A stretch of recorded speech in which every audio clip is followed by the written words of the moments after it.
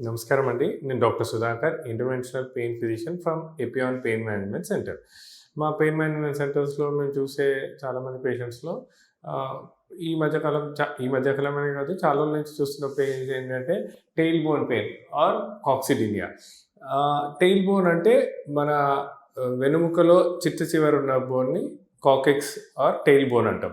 So, ఏ కారణం చేతైనా ఈ కాక్సిక్స్ దెబ్బతింటే, అంటే ఆ టెయిల్ బోన్ దెబ్బతింటే, అంటే దీన్ని దెబ్బతింటడానికి గల కారణం చూసినట్లయితే సడన్‌లో కాలు జారి చతికిల కింద పడ్డప్పుడు గానీ, మెట్లు దిగేటప్పుడు సడన్‌లో కాలు జారి చతికిల కింద పడ్డప్పుడు గానీ, ఆర్ ఎప్పుడైతే సైకిల్ చాలామంది సైక్లిస్ట్ అంటే సైకిల్ తొక్కేటప్పుడు హార్డ్ సర్ఫేస్ మీద కూర్చొని తొక్కుతున్నప్పుడు సడన్‌లో ఇక్కడ దెబ్బ తగలటం గానీ, ఆర్ హార్డ్ సర్ఫేస్ మీద కూర్చున్నప్పుడు ఎక్కువసేపు కూర్చున్నప్పుడు ఒకసారి దెబ్బతింటము, ఆర్ మనము బైక్‌లో గానీ, సైకిల్‌లో గానీ వెళ్తున్నప్పుడు సడన్‌గా గుంతలో పడ్డప్పుడు ఈ టెయిల్ బోన్‌కి దెబ్బ తగలటము.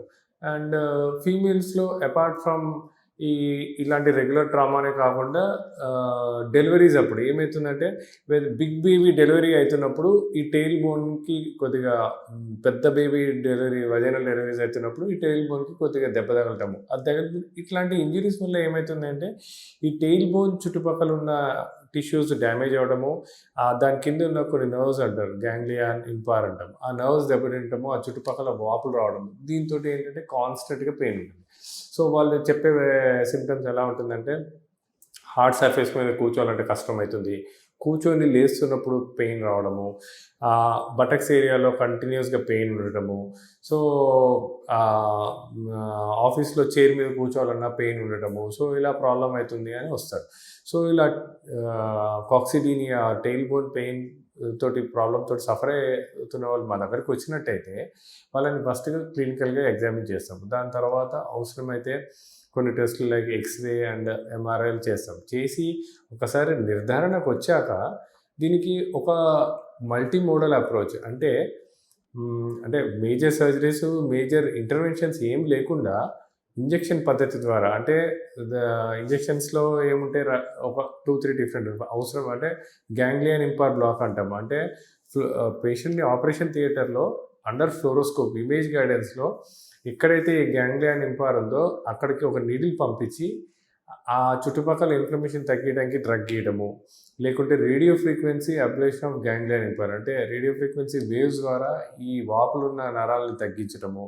సో, అట్లా ఇంజెక్షన్ పద్ధతి ద్వారా ఈ చుట్టుపక్కల ఇన్ఫ్లమేషన్ తగ్గించడము, దాని తర్వాత ఈ చుట్టుపక్కల కమిలిపోయిన మజిల్స్, ఈ చుట్టుపక్కల లిగమెంట్స్ స్ట్రెంథనింగ్‌కి ఫోకస్డ్‌గా ఎక్సర్సైజ్ చేయడము, తర్వాత ఇంకోటి వెయిట్ మేనేజ్మెంట్.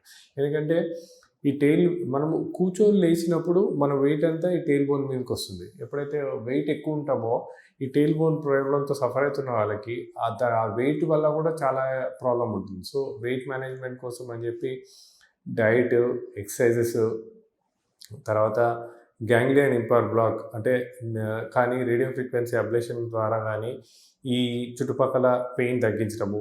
తర్వాత టెంపరరీగా కొన్ని రోజులు ఒక డోనట్ పిల్లో ఇస్తామండి. అంటే మనం కూర్చున్నప్పుడు ఈ టెయిల్ బోన్ మన కూర్చున్న సర్ఫేస్‌కి తగలకుండా ఒక రింగ్ షేప్ పిల్లో ఉంటుంది. సో, ఈ డోనట్ పిల్లోని కొన్ని రోజులు వాడమంటాం. అంటే వెదర్ ఆఫీస్‌లో అయినా వాడుకోవాలి, ట్రావెలింగ్ అప్పుడు వాడుకోవాలి, ఇంట్లో ఉన్నప్పుడు వాడుకోవాలి. సో, ఇలా ఒక మల్టీ మోడల్ అప్రోచ్ ద్వారా, అంటే ఇంజెక్షన్స్, కొన్ని ఎక్సర్సైజెస్ అండ్ కొన్ని ప్రివెంటివ్ మెజర్స్ ద్వారా ఈ ఈ కాక్సిడీనియా టెయిల్ బోన్ పెయిన్‌తో సఫర్ అయ్యే వాళ్ళకి ఒక దీర్ఘకాలిక పరిష్కారము మాలాంటి పెయిన్ మేనేజ్మెంట్ సెంటర్స్‌లో అవైలబుల్ ఉంటుందండి. సో, ఇలా సఫర్ అవుతున్న వాళ్ళు వచ్చినట్టయితే వాళ్ళని క్లినికల్‌గా ఎగ్జామిన్ చేసి మేజర్ ఇంటర్వెన్షన్స్, మేజర్ సర్జరీస్ లేకుండా ఒక మంచి పరిష్కారం మాలాంటి పెయిన్ మేనేజ్మెంట్ సెంటర్స్‌లో అవైలబుల్ ఉంటుంది. Thank you.